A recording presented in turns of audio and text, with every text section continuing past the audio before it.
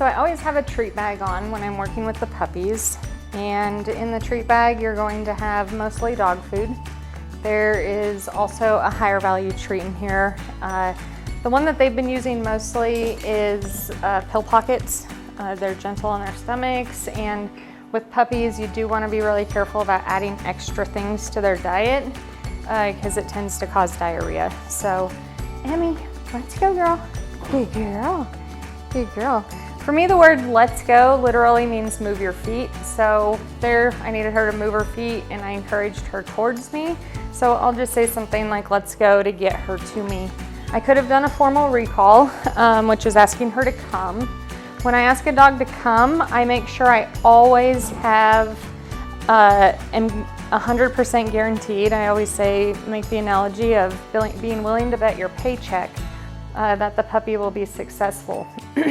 So I want to make sure with a young puppy, I am not willing to bet my paycheck that she will always come to me when I ask her to, but I want that command to be something that she always knows she needs to respond to. So if I ever say the word come to her, I am always 100%, it's like a signed contract between you and your puppy that you will give her a treat when she comes to you. So when I'm working on the recall with a puppy, she can either just be kind of free roaming around like she is now. Try to get her to not stare at me for a moment, or at least get away from me. So I'll say, Emmy, come. Emmy, come. Good girl. Good girl. So I kind of backed myself into a corner, but when I say the word come, I like to back up a little bit to kind of draw the puppy into me. I like them to come up nice and close. I do lots of praise, lots of touch. You can't see it, but I'm holding onto her harness. You'll hold the dog's harness or collar when they come to you.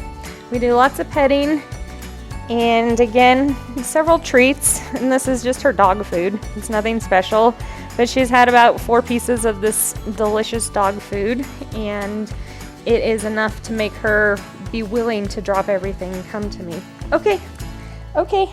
So then I release her with an okay and let her know that she can move. Doesn't mean she has to move, it just means she can. So if she chooses to continue standing there, or if I release her and she continues to sit, it's no big deal. If I want her to do something other than sit and other than being free, then I just need to give her another command. So if I wanted her to walk with me, I could have said, let's go.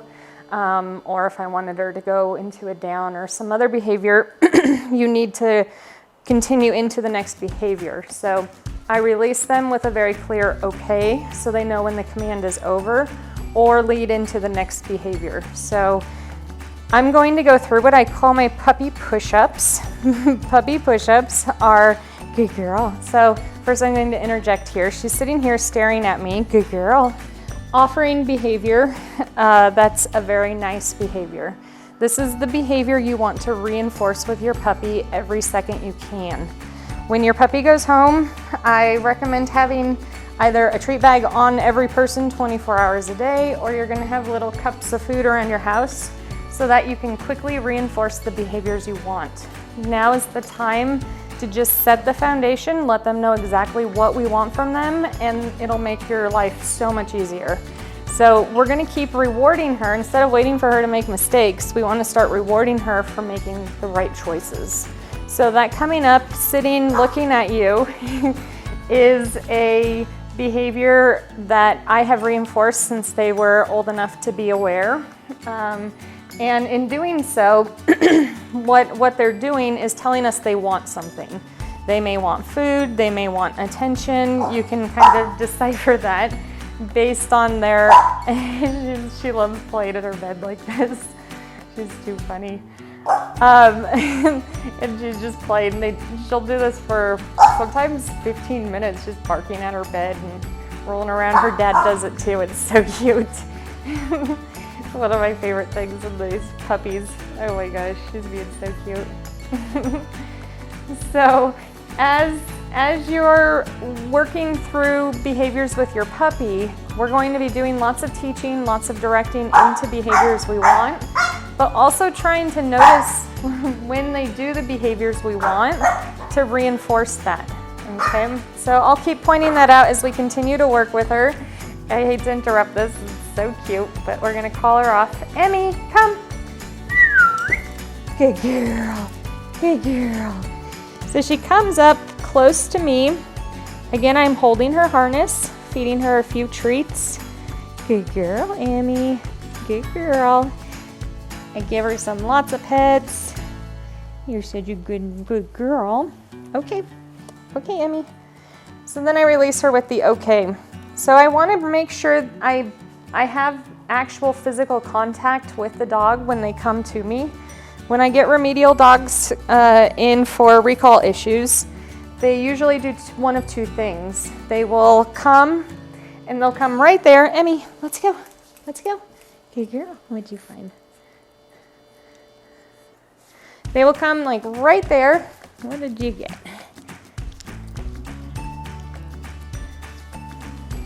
No? Don't see it. Good girl. Let's get that out. She's very patient about checking out her mouth if you should ever need to. Good girl. Is there more in there? What is it? They're teething so much it's hard to tell sometimes if they're teething or if they're actually eating something. I think she just has her teeth feeling weird. Good girl, Emme. Good. All right. So as we're going through the recall, I get her to come to me completely because dogs will either come right there, just out of reach, be like, never mind, you don't have anything worth me sticking around for.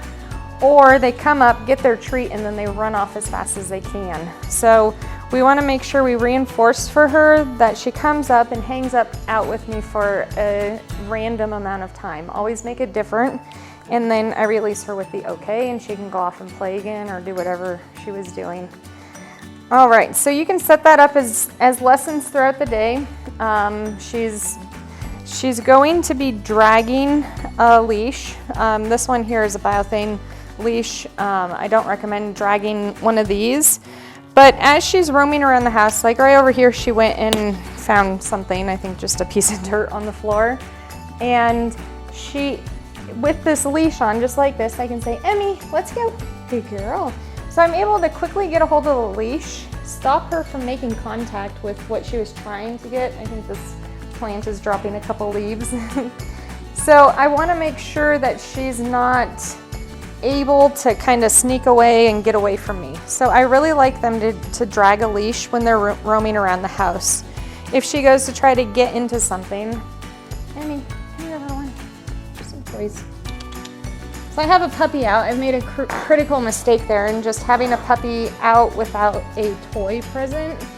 Puppies always need toys, just like little kids. They need something to keep their brains busy. So she can just lay here on her bed and chew her toy while I'm distracted. This is a great way to keep your puppies safe and quiet. I've started working her on the tether.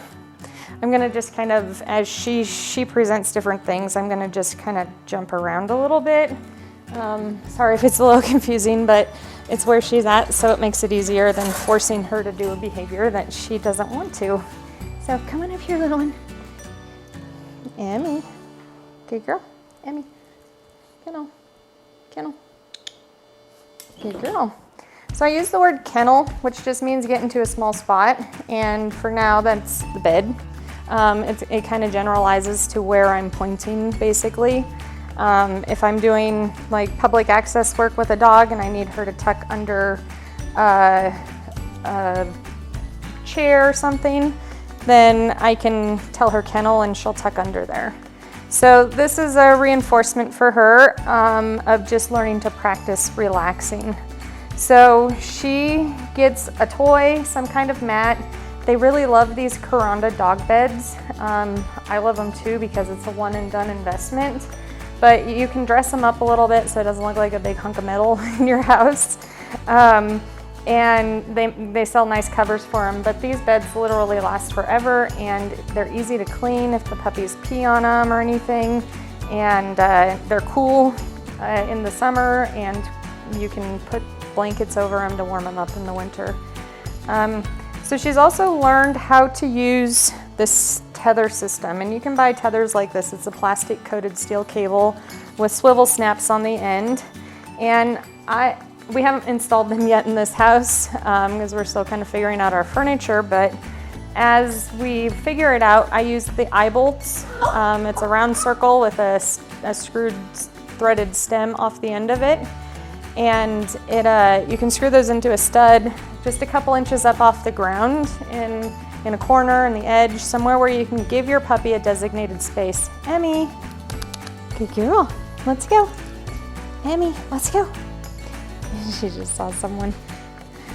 Let's go, good girl. Good. So I get her right back to her bed, use Let's Go that time because she was a little bit distracted, so I wanted to make sure I didn't confuse anything besides Let's Go. It's just an easy general term that I go to frequently. So these plastic coated steel cables, I use one that's about 1.5 feet long, maybe 2 feet, and has a swivel snap on each end. So one end will attach to her, one end will attach to the eye bolt that's attached to a stud in your wall. From there, she gets a bed and a toy. I really like interactive feeding toys, and I'll go into those in just a minute, but the toy is really important to keep her brain occupied and her out of trouble. Plastic coated steel cable keeps her from being able to chew through this should she get bored and try that. We don't want her to learn that that's an okay behavior. Good girl, Emmy. So again, she's offering me a really good behavior here. She chose to stay on the bed. And I just reinforce it whenever I can. If she's hanging out here, I'm like, good, that's a good job. That's the spot where lots of good happens. So in the office, you could set something up just like this. She can have her clip attached to her. And on the bulldogs, I usually attach to a harness because their heads are so much narrower than their necks and shoulders, especially as they grow. It makes the collar easy to slip off. Plus, I'm always very sensitive of their throats and their airways and damaging any structures of the throat with a collar. So my preference is always a harness on the dogs. So we're gonna hook her up to the harness, hook her up into the eye bolt or somewhere really strong. We have a spiral staircase that we also attach the dogs to, and that works really well because it's literally in the center of the house, like a made metal structure. So we stick them on something really strong. Make sure you're not attaching them like to this X-pen, even though this looks very convenient, the leg of this bed, even the crate. All of those would be very dangerous because she could drag them around, and sometimes the dragging either can just hurt her or something around. But often what happens is it scares them and then makes them freak out and then run more, and they've got something permanently stuck to them. So it turns into a really bad disaster. So make sure whatever you tie to is very, very secure. So when you're tethering, again, you're using the plastic coated steel cable. When she's roaming around the house, you're leaving about a 6 to 10 foot lead just on her. It can literally be just a length of rope that you pick up from the hardware store, tie it to a swivel snap, and let her drag it around. I don't care how much they chew on those, pee on those, whatever they do to them, just rinse it off or have two that you can run one through the wash, and let her just use that, because having that handle on her helps prevent them from getting sneaky. You're able to be the sneaky one. So if she's doing something naughty, let's say this bone over here she's laying here chewing on my shoe.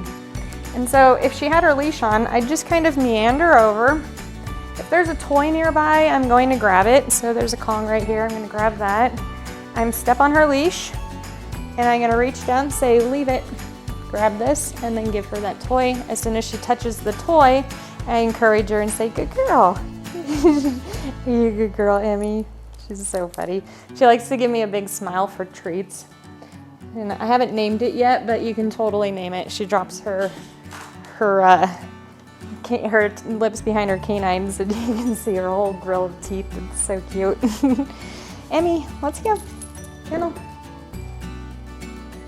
Good girl, kennel. So she's hanging out in her bed again. Good girl. So when she's dragging her leash, it's a 6 to 10 foot line. I try really hard to make sure if it does have a handle, that it's one that stays pretty closed. A handle like this one would be not a good idea because it's easy to catch on things. So find something that either is just completely straight like a string of rope, or if it has something like this, I would just cut this so that it was straight. So back to the interactive feeding toys. There's so many. I just pulled out a Kong. One of my favorites is called the Bob-a-lot. It's this green and purple one. It takes dry kibble, and you can slide this little hatch door so that the food doesn't fall out too fast. So this one I use all the time. They really love it. The kibble comes out easy, but you can make it harder. And it has a lot of animation, so it just makes it fun in general for them.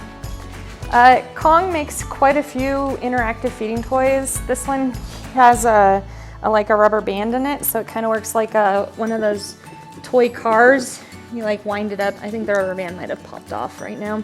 But you wind it up and then it rolls itself, so as the dog pushes it around, it ends up reacting and moving back and forth. So those are fun because they encourage that kind of play-prey drive in the dog and give it an energy location to go, rather than doing naughty things that you don't want them to do.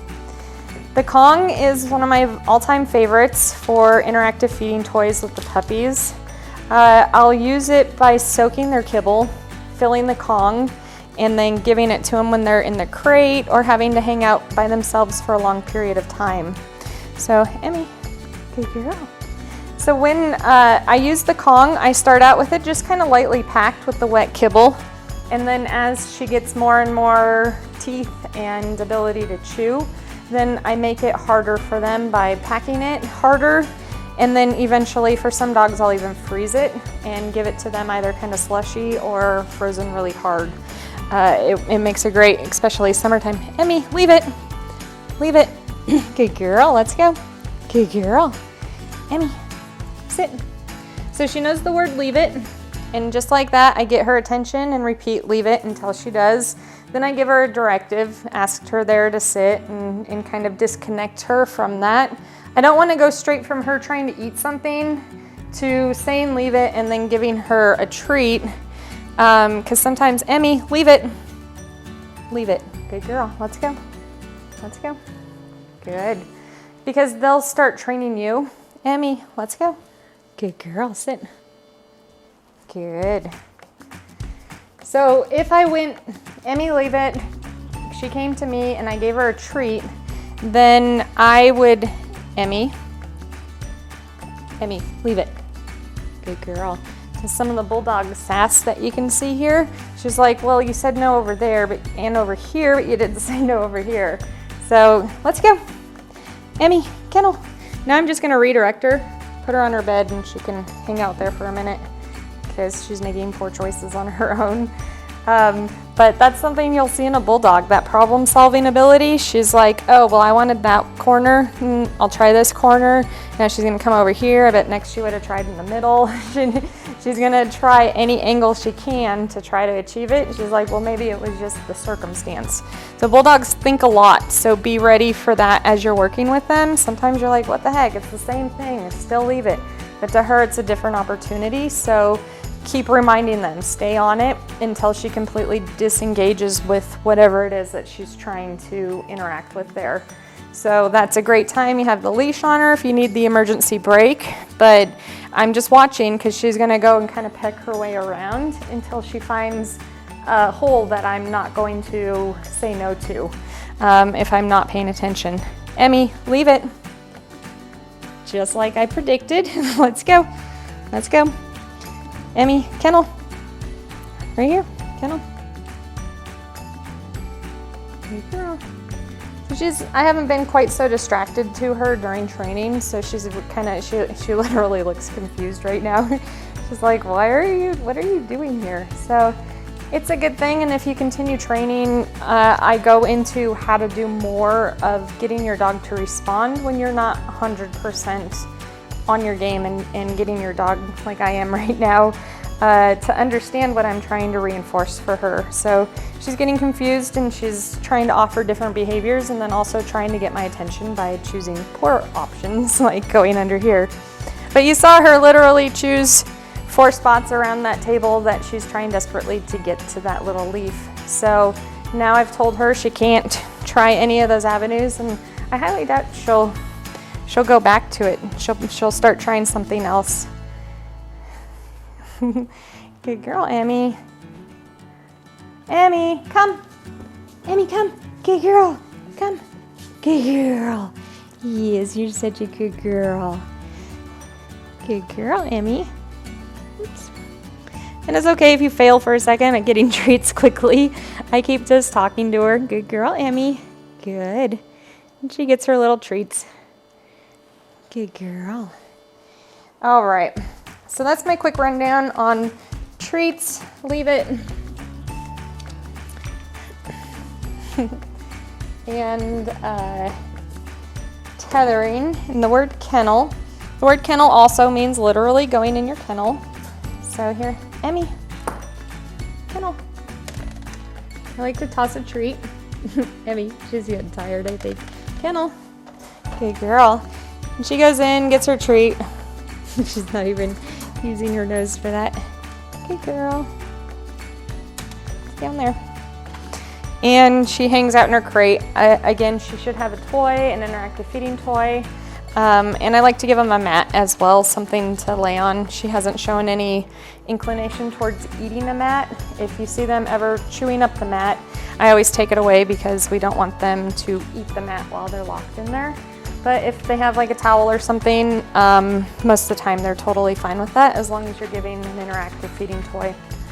I do not give them or have them wear their leash in their harness like she is right now. I just don't want to releash and reharness her. So to make sure she goes in naked, I think is much safer. And also I've had a lot of dogs that will like figure out how to hook their bottom jaw down into the harness. And hey, Emme. I think she might need to go potty, so I don't want her to go in the crate. So I'm gonna do this real quick and pull her out. So I always like her to control herself. I'll say, Emme, wait. Okay. Good girl. Good girl, monkey. I always call them my little monkeys. Good girl. All right, so that's the crate. She goes in naked. Otherwise, she might chew it off. Make sure she has like the stuffed Kong, one of her favorite interactive feeding toys. I have one of these marrow bones. I always use the beef bones only.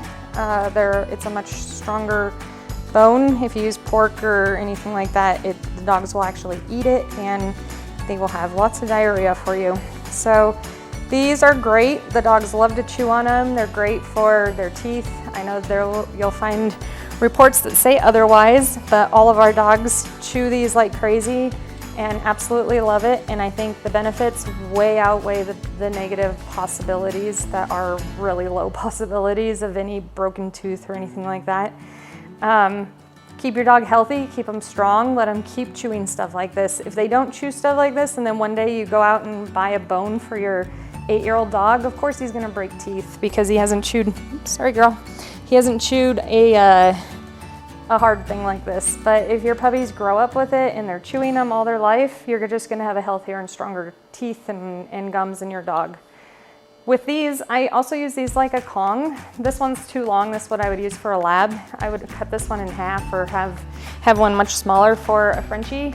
And what I'll do with that is use it just like the Kong and stuff the wet kibble in there. I never use peanut butter or anything like that in the Kongs because the highly fatty foods do cause pancreatitis. So make sure you're cautious with the process of putting extra foods in their systems. When I use the yogurt and such, I use non-fat to make sure they can still get that kind of benefit, but not have to have all the fats to digest. So I'm gonna go through our puppy obedience now. These are what I call the puppy push-ups. Emme, sit. So my hand up and back gets her to sit. So all these translate into a hand signal for me for each of them. So my hand, oops, Emme, sit. Good girl. My hand straight. Sit. Good. My hand down gets her into the down, and if they stand up, it's usually the warning that I've gone too fast and I need to slow my hand movement down. She's teething so much, she's actually having a hard time eating. You good girl. We did sit, my hand goes up and back, down, oops, good girl. So when you're working with your puppies, you'll notice that there's definitely a time that they are more responsive to the behaviors than others. And she's getting a little sleepy. Her gums are definitely very sore right now. So there's little things like that that sometimes you just might need to take a break and do something different with them. She knows how to do circles. Good girl. We do circles both directions. It helps just kind of keep them nimble so that they can, oops, this way, circle. Good girl. You gotta stand up. She did the swivel circle. All right, we're gonna do it walking now. Good girl, circle. So this becomes my hand signal for it, and I use the word circle. I don't care if I'm going right or left, it's the same. Circle. Good girl. Good girl. So then she does, so sit is up. There you go. Emme, sit. Good. She does a stand like this. Emme, stand. Good. Good girl. Good. So that's helpful for putting her harness on, doing that kind of stuff with her. Let's go. Good girl. Try to get her over in front of me here. Emme, sit. Good. Emme, down. I like to pair the hand signals, like I said, because it becomes an actual hand signal in the future. Good, Emme. Good. So if maybe when she becomes an old dog, she loses some of her hearing, you need to communicate with her. She'll already know how to do all this. It's also really nice if you run into someone on the sidewalk and they want to talk to you. All you have to do is lift your hand like this and she can sit for you. So I didn't even have to say anything and she knows that that means sit. Good girl. So if she does something like get up on top of me and I didn't invite her, sit. Good. I'm just gonna remind her to sit, and I'm definitely spanning the time, sit, between the reward and the command. Good. So I don't want her to jump up on me. I ask her to sit and then she gets a reward, because then we're accidentally rewarding the process of jumping on me, sitting, and then getting a reward. So watch for those patterns when you're working with your dogs. As a result of them being so quick to pattern, I highly recommend always breaking patterns. Don't always ask for down to a sit, because sometimes you might need to go down to stand. So keep them flexible and always break patterns like that. So what I'm going to show you here is what I call puppy handling. And puppy handling starts out with them sitting in front of me. Good girl, Emme. So you can either, I like to practice, because if they go to the vet or go to a groomer or somewhere, people rarely are going to use hand signals and be patient with the dog and ask them to sit. So they usually, if you go into the vet, they always just push them down and make them sit. Good girl, Emme. Yes, good girl. So I give them little experiences like that, because while it's not my favorite way to make them sit, I know that it's likely going to happen at some time in their life. Puppy handling is a time for you to be able to just kind of touch them all over, get them used to that part, especially as a therapy type dog. I think that's incredibly important.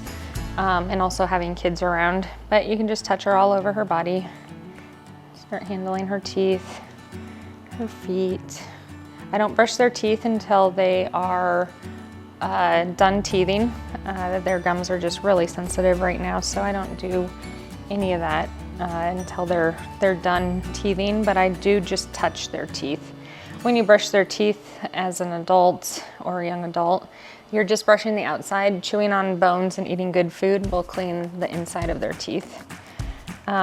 During puppy handling, you can wipe their little face wrinkles with just water, is all it takes usually. You want to keep up on it though, so they don't get any skin infections. Their ears I don't really ever worry about unless they start building up wax, then you can run a cleaner through them. but very rarely do the Frenchies get anything unless they get water in their ears. A couple of ours like to play in the water more, so if you find that she's enjoying the water a lot, you might want to just kind of keep an eye on it, make sure she doesn't get any infection built up from that. So I like to do it in the seated position, and I also like to do the puppy handling while she's on her side. When she's on her side, I just kind of help her roll over. You can do it onto the floor or onto your legs. Either way is just fine. And she just hangs out here. Good girl. Girl Emmy. And we just relax. We can handle her body, touch her, do these kind of things with her. Good girl Emmy. Good girl. She loves belly rubs. And you can even hold her like this. I'll do puppy handling like this with the Frenchies a lot. Good girl, Emmy. And she just relaxes. Good girl. Good. So when I go to cut the nails, I want to, first of all, just keep her very relaxed. Good girl. It's helpful if there's two people. One person is a little bit harder to feed the treats and hold the nails and cut and everything. The camera cut off, so I had actually already cut most of her nails, and she got a little impatient with me, so I stopped, but there's two more that need to be done on this foot, so I will demonstrate with these. And that's an important thing. That's what I talked about before, was that we want to make sure it's a positive experience for her. There's no law that says I have to cut all of her nails in one sitting. I can cut 3 nails or 1 nail and then take a break and then cut 1 more nail. So it doesn't need to be a traumatic, stressful experience for anybody. And I like to keep up on the nails so that there's no confusion about how much to cut. Some dogs do wear their nails down pretty well on their own, especially if they're walking on cement and that sort of thing, or running on it especially. That can wear down their nails a lot more. So you may not need to cut as much. But for some dogs, the average dog, you're gonna have to cut about once every 2 weeks. So when you get used to just cutting the tip, it makes it so much easier. So a good way to get them to relax if you're by yourself is to take peanut butter. It's the one time I'll use peanut butter, and smear it up in the roof of her mouth, and she'll be kind of playing with that while she's getting her nails clipped. It's kind of an auto feeder for treats. You can also just have some ready down here and then just feed her as you go. Good girl. So I do a cut and I give her a treat. Just keep it super positive, super relaxed. Good girl, Emmy. You're so cute. You're a good pup.